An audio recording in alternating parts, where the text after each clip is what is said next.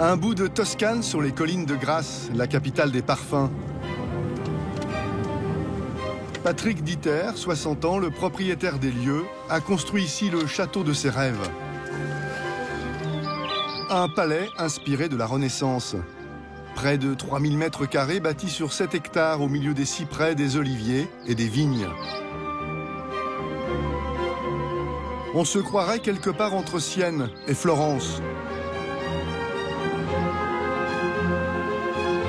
Le château Dieter ou la folie des grandeurs.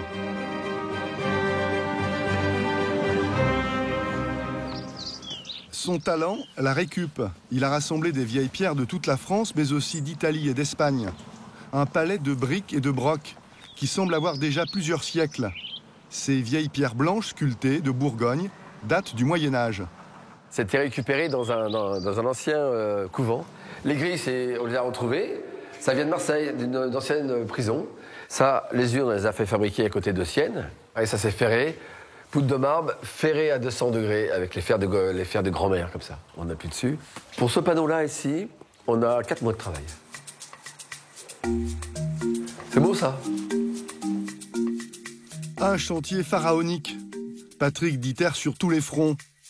Il a bâti cette demeure avec une quinzaine d'ouvriers et de peintres pendant 5 ans.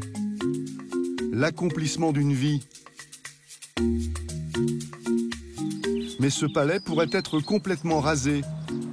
La justice a ordonné sa destruction, faute de permis valide. À l'origine, une guérilla juridique déclenchée par ses voisins les plus proches.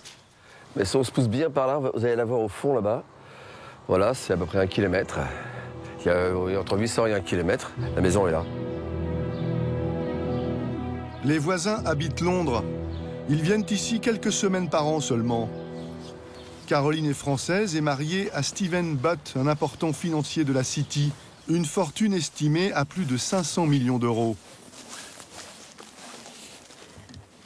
Ils avaient acheté cette villa pour la vue dégagée. La frénésie de Patrick Dieter leur gâche le paysage. Et donc voilà, là vous voyez, on est en train de regarder notre superbe vue avec des arbres partout. Et puis non. Alors ça, c'est le château dont on nous dit qu'on ne le voit pas de chez nous, peut-être quelques toits, alors qu'avant, on n'avait que des arbres. Son toit, donc c'est encore plus moche qu'avant. C'est gonflé, c'est pas beau. C'est plutôt château Ibiza que château Dieter. Aujourd'hui, le couple britannique ne supporte plus ce château, trop bling-bling à ses yeux, et surtout hors la loi. Construit par un bâtisseur boulimique qui a commencé les travaux sans autorisation. Pour nous, pour moi, M. Dieter, c'est un peu comme quelqu'un qui brûle tous les feux rouges depuis 15 ans. Et puis il va vous dire « Ah mais ça me permet d'arriver plus vite ».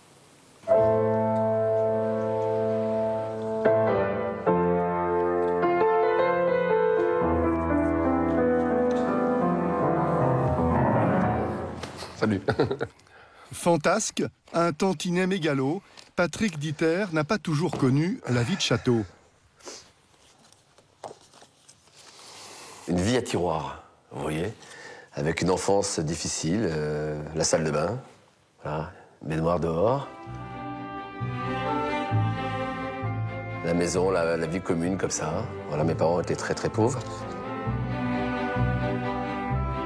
Père alcoolique et vétéran d'Indochine, mère handicapée, il passe son enfance dans cette cabane sans eau ni électricité dans la région parisienne.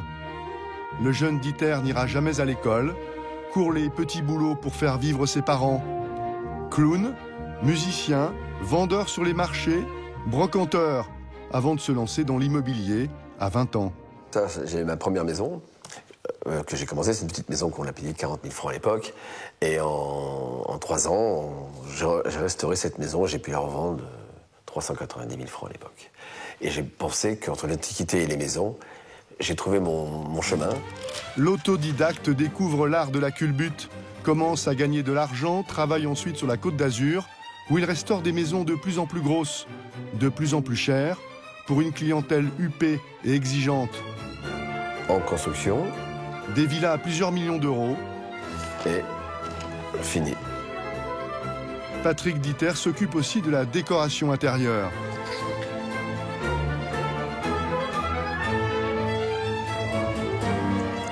À 31 ans, il succombe au charme d'une belle italienne, Monica, passionnée par les beaux-arts et l'histoire. Elle lui fait découvrir le patrimoine de son pays. Par amour, il veut lui construire un palais. Ce ne sera pas en Italie, mais à Grasse. Et j'arrive un matin et je vois que la brume et ces collines à perte de vue. Et je me dis, c'est la Toscane. C'est la Toscane, et c'est là. Et je sais que c'est là. C'est donc là qu'il va bâtir son château. Pourtant, à première vue, le terrain ne fait pas envie, c'est une décharge. Mais il y a 17 ans, pour 1,3 million d'euros, il acquiert 10 hectares de terrain avec cette villa prestigieuse laissée à l'abandon, qu'il revend aux époux Bott un an plus tard pour 2,6 millions d'euros, le double. En revanche, il conserve ce mât plus modeste. C'est ce bâtiment qu'il va agrandir et transformer en château. Cette vidéo est tournée par Caroline Bott pour son mari resté à Londres au moment de la promesse de vente. On aperçoit sur les images M. Dieter en pull noir qui discute même avec Mme Bott. J'ai fait la division, j'ai la surface. Je peux vous la donner demain si vous voulez. Oui. À cette époque, les relations entre les futurs voisins sont très cordiales. Au moment où le couple achète, il est alors loin d'imaginer que leur voisin va transformer son mât en somptueux palais, 10 fois plus grand.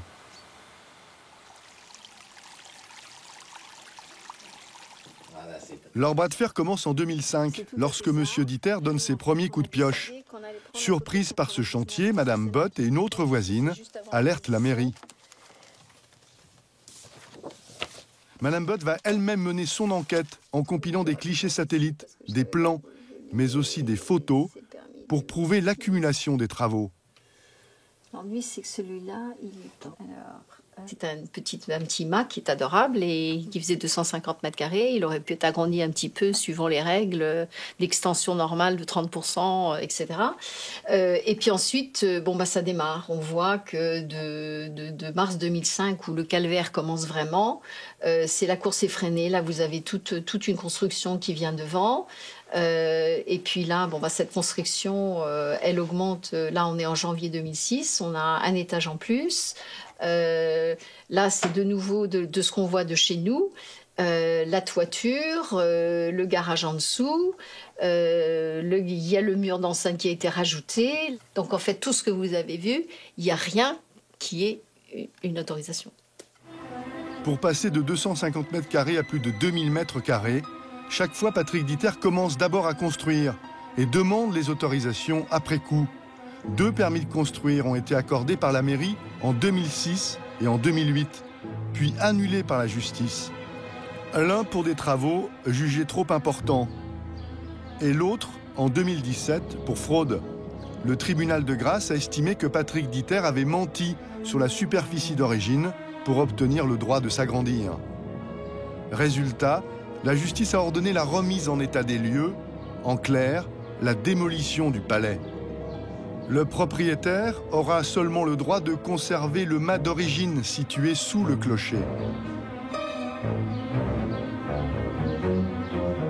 Patrick Dieter a fait appel. Il réfute en bloc les accusations de fraude, mais reconnaît avoir pris des libertés avec la loi. Vous n'êtes pas un peu un bâtisseur un peu fou qui ne regarde pas les PV, les autorisations? Est-ce que c'est quand même pas un peu le reproche qu'on peut vous adresser? Alors, il y a ça dans moi, oui. Il y a cette partie-là qui est la pulsion de la construction, oui. Tout à fait, oui. C'est une maladresse parce que c'est l'envie, vous savez. C'est l'envie qui passe, c'est pas pour être fraudeur. C'était seulement l'envie de commencer comme les enfants. Voilà, c'est une maladresse. J'ai fait des erreurs, je les admets. Je les ai admis déjà plusieurs fois. Et je les admettrai encore aujourd'hui et demain. Voilà. Mais c'est la passion, quoi. Mais ça donne pas des droits, bien sûr. Bon. OK. Si Patrick Dieter s'est attiré les foudres de ses voisins, ce n'est pas uniquement pour sa passion pour les constructions sans limite. Et là, ici, tout ça, c'est chez nous. Mais aussi parce qu'il organise, sur sa propriété, de multiples activités, pas toujours très discrètes. Ah, il y en a, hein. Là, on peut se poser ici, on va mettre 2 hélicoptères ici. On peut faire 200 rotations par an. On en fait 4, hein. 3-4, pas plus. Voilà, c'est les clients qu'on a. Voilà. Des hélicoptères, car du beau monde se presse ici au château Dieter. En 2016, pendant 6 mois, il a servi de décor notamment pour des scènes de la série britannique à gros budget, Riviera. C'est là qu'il faut que ce soit absolument parfait. C'est de là, c'est surtout ça que les invités verront. Un faux palais de la Renaissance, transformé en demeure kitsch pour un thriller dans l'univers de la jet set. Des acteurs de série B, 350 techniciens, 5000 figurants, des centaines de voitures. Ah, Sophie, t'as pu venir? Ouais, mon père va me tuer. À toutes. Un énorme pactole pour Patrick Dieter, plusieurs dizaines de milliers d'euros par an.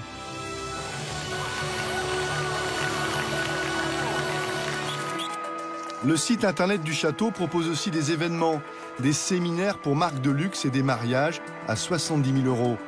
Célébrations grandioses avec des milliers de convives.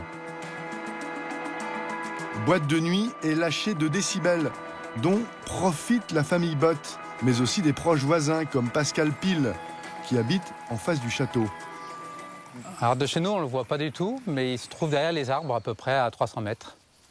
Ici, c'est un quartier de campagne très calme. On n'entend que les oiseaux, et les cigales, les écureuils, enfin, il n'y a rien. Par contre, l'été 2012, ça a commencé avec énormément de mariages et on s'en est rendu compte en fin d'été, en fait. On pouvait danser sur la terrasse comme si c'était notre propre musique. À ce point-là. Ah oui. Depuis, des plaintes au commissariat et une lettre au procureur ont fait reculer les nuisances. Face à la contestation, Patrick Dieter, lui, a dû revoir la sonorisation.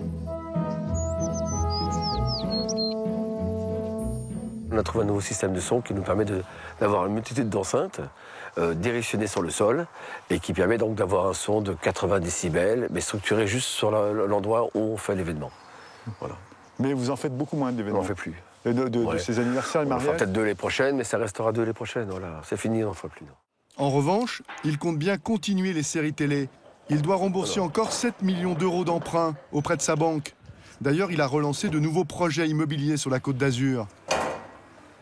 Au château, il partage son quotidien avec sa compagne Monica et leur fille, Lou Adèle. Oui, il y a des pâtes. Des pâtes au piment? Non, des pâtes aux tomates. À la carotte. Au-dessus d'eux plane une épée de Damoclès. Je trouve ça terrible de devoir procéder à une démolition d'une C'est l'harcèlement. propriété pareille. C'est l'harcèlement. Et puis voilà, et puis harcelé par des juste gens. pour pouvoir assouvir les soifs jalouses des vengeances. Et puis, pourquoi raser ça? Pour quelle raison? Il n'y a aucune raison que je rase cette maison. Enfin, je veux dire, il n'y a aucune raison normale de raser cette maison. C'est fou, cette histoire. Moi, j'attends. Toi, t'as la vie de château, en fait, voilà. Moi, j'ai la vie de château. Est-il de mauvaise foi? Est-il aveuglé par sa passion? Patrick Dieter refuse la réalité. Aux yeux de la justice, il a pourtant bel et bien fraudé. C'est bon? En faisant appel, il s'offre un peu de répit, avec le secret espoir que personne n'osera lancer des bulldozers à l'assaut de son palais. Que c'est bon. Non, pas ça.